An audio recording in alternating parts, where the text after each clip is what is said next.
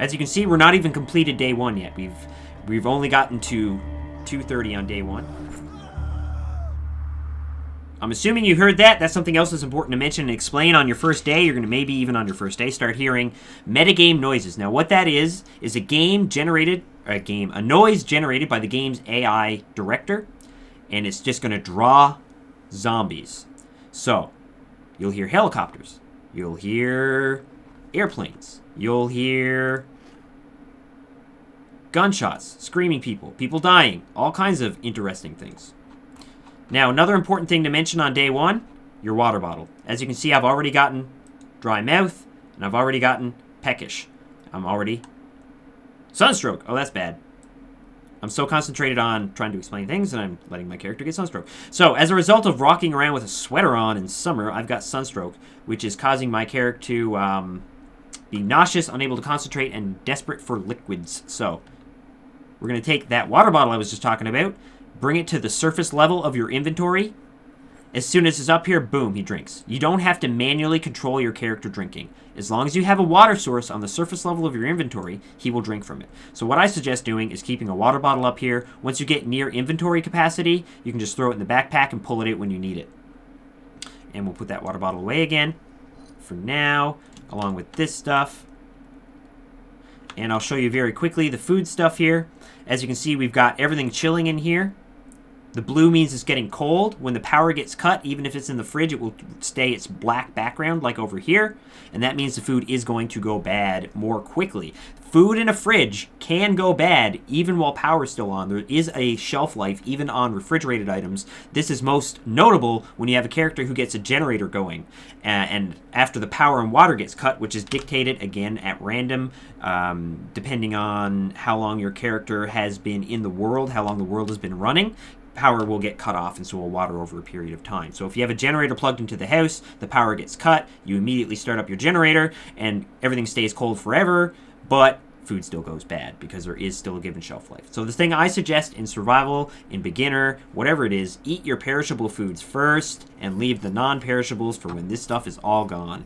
We are going to get into some farming and carpentry stuff in later episodes, which means we're going to get more food that's perishable, so you want to eat that when you have it, and then again fall back to things like chips, cereals, canned goods, all that kind of stuff. If you have a character who's into cooking, which is again something we'll do in a separate episode, then we'll talk about a different way of sort of proceeding with that, because cooks at a certain level can take rotten food and still use it, which is a very important skill thing.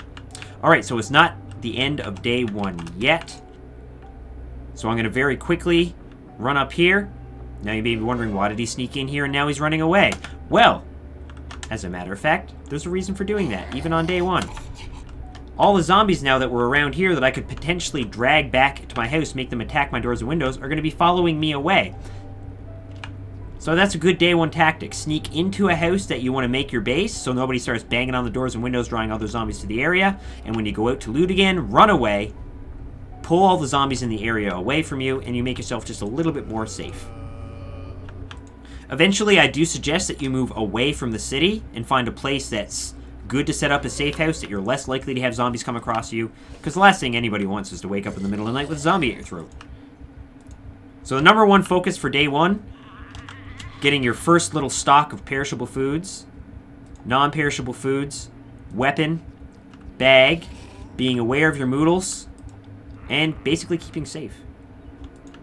So now we're going to try and go to a little bit more loot-rich area, and we can see if we can find some more specific items that are going to be important to you for survival. So here we have, again, higher value houses than, say, a trailer park house. You're going to find on beginner that a lot of your doors are unlocked.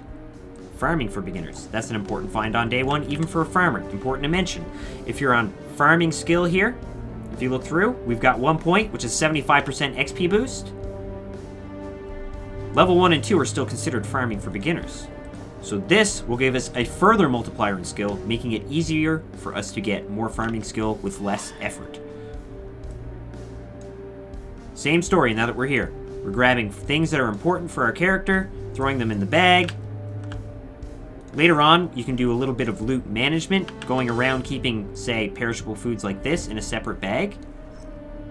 so that it's easier to unload when you get home, and you've got a better gauge on how much of any given thing you have because they're not all muddled together. I'm going to start taking basic books and newspapers because they can be used for other crafting entities and stuff under carpentry for making example fire pits. Sorry, not under carpentry, under creation. Just creating items, item creation. Alright, so not very much of value in this house, despite the fact that it is a little bit better value house than, say, one of the trailer park homes. Alright, now that we're far away from the base, I'm going to start getting into my sneaking habit again. For those of you who are new to the game, you may want to take a sneaking or nimble point on your second or third character. Start seeing how big of a difference it makes for you, if it's something that you want to get extra experience at and have extra ability at early in the game.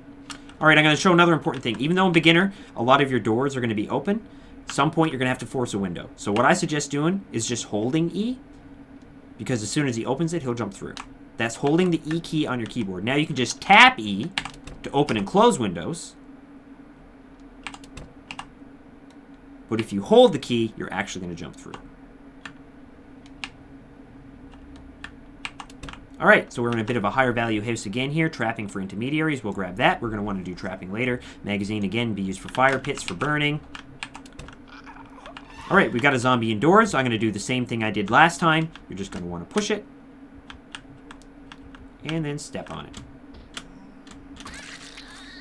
There you go. You can see the zombie corpse shows up here. That means it's dead. Another way to tell if your character doesn't do his stomp anymore, it's dead. Don't worry. Zombie corpses can have loot on them, and sometimes it is valuable loot. Sometimes they'll have weapons. Sometimes they'll have ammo. Sometimes they'll have axes. Sometimes they'll have big hiking bags. They can have a lot of valuable stuff. Another thing that I forgot to mention on day one, whiskey bottles are great for many things later on in the game. You can use it as a disinfectant. You can use it to make sterilized bandages. You can also use it as a weapon type, as a Molotov. Kitchen knives are important for when you get into trapping. This character is a trapper, I believe, if I recall correctly. He is, yep, so trapping and foraging. Those are two skills that I do enjoy using, especially as a person living on the outskirts of a city. It becomes very handy for offsetting your food requirements and supplementing farming.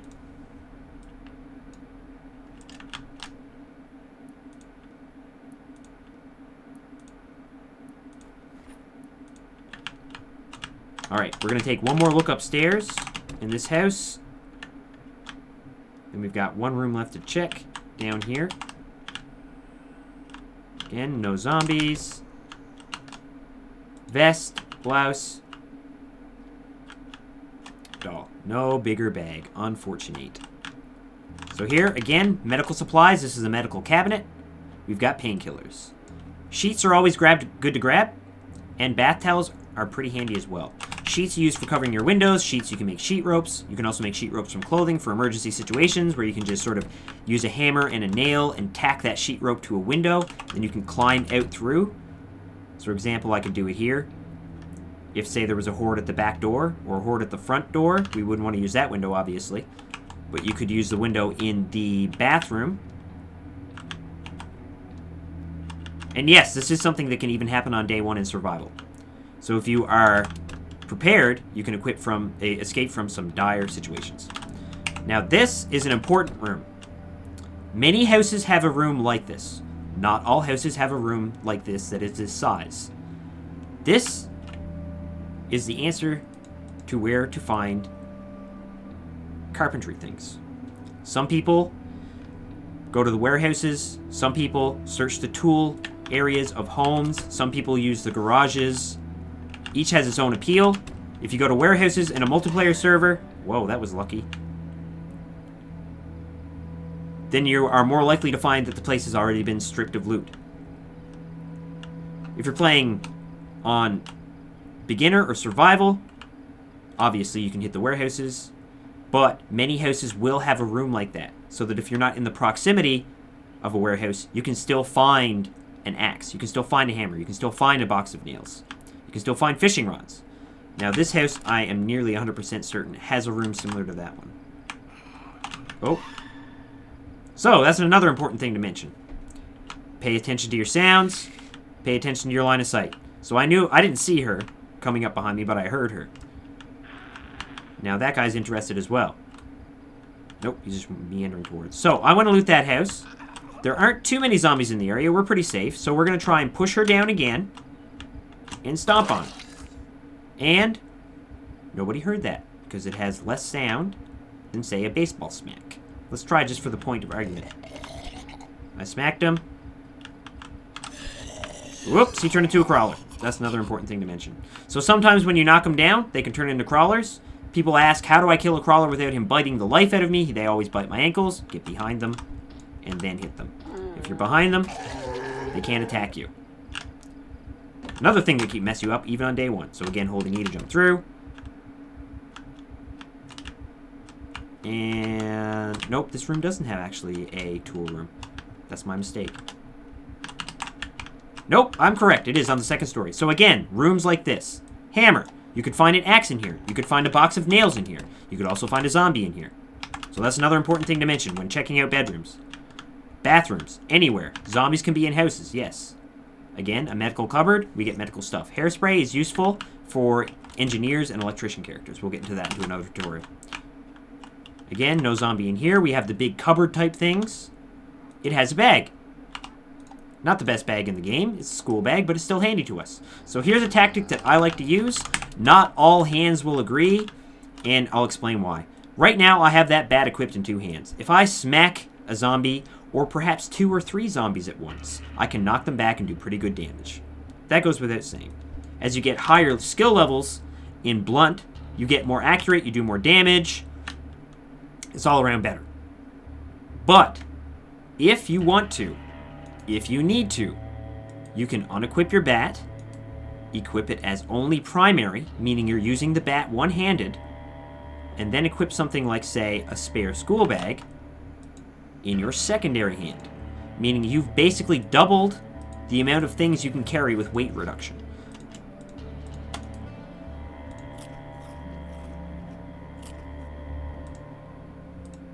So now we can put, whoops, my bad. Again, shift-click for selecting multiple items, put that down there. Put my water bottle away. That comes with the detriment of doing less damage, obviously. So when we're sneaking around, we're still charging attacks. I hope I mentioned that. Just in case I didn't, I'm going to double mention it. When you're sneaking around like this, you're charging your strength. The longer that you are sneaking around like this up to a point, you finish charging your attack. It only charges so much. But if you're just spamming it, you're doing multiple weak attacks. So it's even more important to make sure you're charging an attack when you're only going one-handed, because you've already curtailed your skill.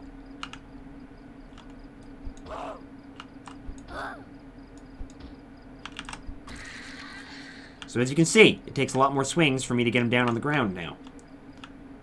Alright, that's pretty much the end of day 1. I think I've covered all the main points of surviving your first day, which is in bullet point form, just to sort of cover over everything.